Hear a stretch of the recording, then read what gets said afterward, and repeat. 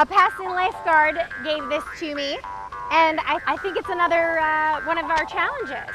It's a riddle? Another It one? is. Ah. There is no race involved with this spirited run through downtown Bowling Green.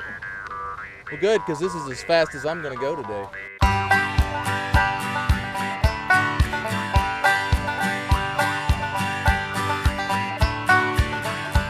What are you doing here anyway? Aren't you supposed to be out paddling around, speaking of that? I'm gonna meet up with a professor and we're gonna take a little trip on the Drakes Creek. And then later today, I'm gonna go underground to the Lost River Cave. I've heard there's a pretty fantastic brewery here in Bowling Green, and a winery, and a place that I can learn how to make my own beer so I don't even have to leave the house. All right, well, until then, I'm just going to...